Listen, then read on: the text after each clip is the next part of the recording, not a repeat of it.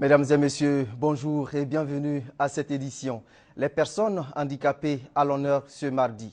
Les Nations Unies ont institué depuis 1992 la Journée mondiale des personnes handicapées. Elle est célébrée le 3 décembre de chaque année. L'objectif de cette journée, sensibiliser les populations afin de favoriser l'intégration et l'accès à la vie économique, sociale et politique des personnes handicapées. Briser les barrières, ouvrir les portes pour une société inclusive pour tous, tel est le thème choisi pour la commémoration de la Journée internationale des personnes handicapées.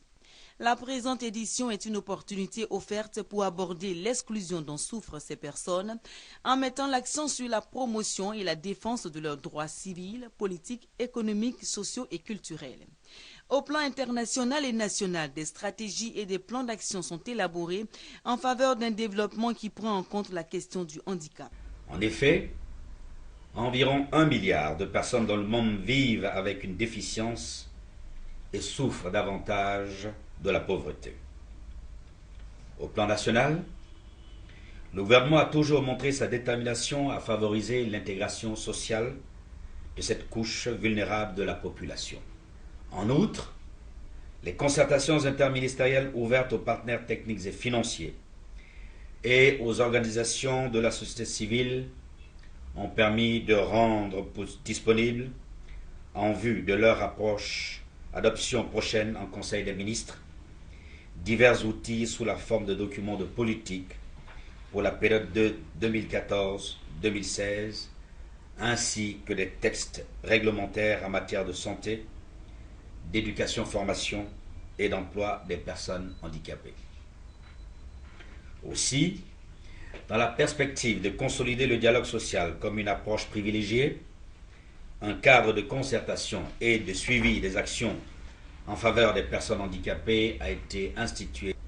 La commémoration de la présente journée est pour nous l'occasion de réaffirmer l'engagement du gouvernement, mais aussi d'inviter toutes les composantes de la société ivoirienne à donner à nos compatriotes handicapés la possibilité de jouer un rôle actif et positif dans la construction de notre nation. En cette journée qui permet de sensibiliser sur le sort des personnes handicapées, le ministre d'État, ministre de l'Emploi, des Affaires sociales et de la formation professionnelle lance un appel pressant à une vie de dignité pour tous, une société plus équitable qui valorise le vivre ensemble. Cette célébration est par ailleurs une occasion de réaffirmer certains principes de base trop souvent oubliés. Par exemple, tous les êtres humains naissent libres et égaux en dignité et en droit. En Côte d'Ivoire, la célébration de cette journée aura lieu à Abidjan, dans le district d'Abidjan, précisément à l'hôtel du district. Et puis, Abidjan abrite depuis hier les travaux de la 17e session de l'Association africaine des marchés boursiers. Des dirigeants de 23 bourses africaines prennent part aux travaux. Ils vont discuter des opportunités offertes par l'Afrique comme nouvelle destination des flux financiers internationaux. Et puis, cette bonne nouvelle pour les fournisseurs de l'État de Côte d'Ivoire, le règlement de la facture de la dette intérieure entre dans la phase pratique. La liste de ceux d'entre eux dont la dette a été retenue par l'AUDI est affichée désormais dans tous les postes comptables du pays. Adama Kone. Règlement de la dette intérieure. Le gouvernement a pris la décision le 14 novembre. Le ministre en charge de l'économie et des finances est monté au créneau le mercredi 27 novembre pour planter le décor et depuis ce lundi matin, le Trésor public est entré en action pour la phase opérationnelle. La liste des fournisseurs dont la créance ne souffre d'aucune irrégularité est affichée. Ici, sur la liste, figurent le numéro, l'exercice concerné, les ministères pour lesquels ils ont presté, les fournisseurs, le nom des fournisseurs, leur numéro de compte contribuable, le numéro du mandat et puis la nature de la dépense. Ce sont 51 milliards de francs CFA que percevront les 1741 créanciers de l'État. La nouvelle est appréciée par les concernés. Je suis venu voir et vérifier de moi-même l'effectivité de l'affichage des listes promises par le ministre de l'économie et des finances. Et effectivement, je constate avec beaucoup de soulagement que les listes sont affichées et que les opérateurs économiques vont être payés. nous affichons notre optimisme et notre grand soulagement par rapport à ce qui est fait. Le tout n'est pas de voir son nom sur le tableau. Le titulaire de ce mandat-là, qui verrait donc que son mandat a été validé, ensuite rentre ici dans notre bureau d'information pour que nous puissions lui donner les informations les plus importantes, notamment sur les montants de sa créance. Ensuite, sur certainement le jour où le paiement va se faire de façon effective. Notre bureau d'information est également ouvert pour tous ceux qui ne verraient pas leur nom sur cette liste-là. Vous savez que le Conseil des ministres a prévu une procédure de réclamation. À la question de savoir quand les bénéficiaires entreront en possession de leur dû, le directeur général du Trésor et de la comptabilité publique est formel. Dès le vendredi 6, nous commençons le virement. Dès le vendredi 6 décembre. Et jusqu'au 15, on aura fini de faire les 51 milliards. Pour qu'on n'entende plus parler de dessous de table, nous avons décidé, depuis le début de l'année 2013, que désormais, le seul mode de paiement à retenir dans les postes comptables, c'est le virement bancaire. Belle fin d'année en perspective pour ses fournisseurs. Parlons à présent santé et nous allons revenir sur la célébration de la journée mondiale du sida qui a eu lieu le 1er décembre dernier en Côte d'Ivoire, précisément dans la commune d'Alépé. Le bilan sur la séroprévalence de la localité est inquiétant. Environ 300 nouvelles infections ont été enregistrées, nous dit Thérèse Tapé Yoboy. Alépé, localité située à 45 km d'Abidjan, compte 149 119 habitants.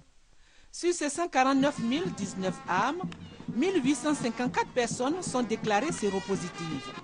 Et pour la période de janvier à octobre 2013, 287 nouvelles infections ont été enregistrées. Plus de 60% de ces personnes nouvellement infectées sont des femmes.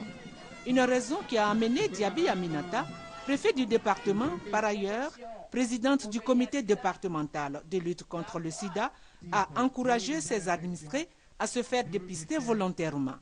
Aux jeunes filles, particulièrement, l'autorité a demandé de refuser d'avoir des biens matériels en échange de leur corps, car le sida guette. Dépistage volontaire, sketch et défilé des ONG luttant contre le sida ont été les moments forts de cette célébration dans le département d'Alépé. Au ministère du Tourisme, l'heure est à la relance des activités touristiques en Côte d'Ivoire. Le ministre de tutelle a échangé hier avec des partenaires privés sur les opportunités offertes en Côte d'Ivoire. Circuit de voyage et promotion de la destination Côte d'Ivoire. La Côte d'Ivoire présente de nombreux atouts qui ne manquent pas de séduire les voyageurs entre plages de sable fin, parcs et réserves naturelles au travers d'une mosaïque culturelle. Tel un miroir, le ministre du Tourisme Roger Kakou partage sa vision avec les acteurs et les professionnels du secteur. Roger Kakou fait du tourisme une priorité nationale, car le tourisme contribue au renouveau économique de la Côte d'Ivoire. Pour les acteurs du secteur, il faut faire la promotion de tous les sites et circuits touristiques existants afin de vendre la destination et atteindre les 500 000 touristes à l'horizon 2020. Ce prix d'excellence que je dois à M. le ministre du Tourisme et à son équipe nous a fait un grand plaisir et un grand honneur. Avis partagé par tous les professionnels réunis dans une ambiance conviviale pour échanger et propulser une nouvelle dynamique au tourisme ivoirien. Je rappelle que ce 3 décembre, la communauté internationale célèbre la journée des personnes handicapées. La célébration officielle en Côte d'Ivoire a lieu au district d'Abidjan. Et puis, quelques informations brèves à travers le continent africain. Première escale, l'Afrique du Sud. Un geste symbolique à l'occasion de la journée de lutte contre le sida. En Afrique du Sud, le vice-président Galema Motlanthe s'est soumis à un test de dépistage en public. Il veut inciter les Sud-Africains à suivre son exemple. Une campagne a aussi été lancée pour inviter les Sud-Africains à se faire circoncire, ce qui réduit le risque de contamination. Avec près de 400 000 nouveaux cas en 2012, l'Afrique du Sud reste un des pays les plus touchés. 12% de la population y est infectée.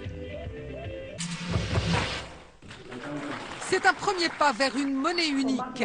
Hier à Kampala, 5 pays d'Afrique de l'Est, Burundi, Ouganda, Tanzanie, Kenya et Rwanda, ont signé un protocole d'accord qui doit aboutir à la mise en place d'une union monétaire dans 10 ans.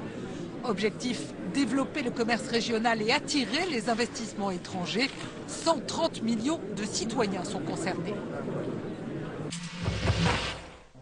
Ils ont eu du courage hier. 4000 coureurs ont bravé l'orage et la pluie tropicale pour ce premier marathon de Libreville. 3 Kenyans arrivent en tête. Le premier, Peter Kirui, a bouclé les 42 km en 2 heures, 14 minutes et 42 secondes. Le premier Gabonais arrive 15e.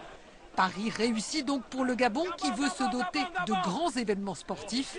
Le pays rêverait même d'un circuit de Formule 1.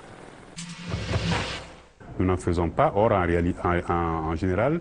Il était un ambassadeur de la littérature malienne. Moussa Konaté s'est éteint en France, à Limoges où il vivait. Il avait 62 ans. Fondateur des éditions du Figuier et du festival Étonnant Voyageur à Bamako, il était surtout un romancier, un dramaturge de talent. À travers ses polars et son héros, le commissaire Habib, Moussa Konaté a fait découvrir à ses lecteurs le pays d'Ogon et un Mali plein de charme. En Thaïlande, des milliers de manifestants d'opposition sont toujours mobilisés. Les forces de l'ordre ont enlevé à peine 20 minutes les barbelés devant le palais du gouvernement, laissant entrer les manifestants. À l'heure qu'il est, il n'y a plus d'échauffourée entre la police et les chemises jaunes. Mais nous ne savons pas plus sur cet assouplissement de la police. Manifestation également en Ukraine. L'opposition compte sur des ralliements à son appel à la grève générale pour forcer le pouvoir à la démission. Et c'est ici qu'on s'arrête pour aujourd'hui. Ce journal est terminé. Merci de l'avoir suivi et à demain.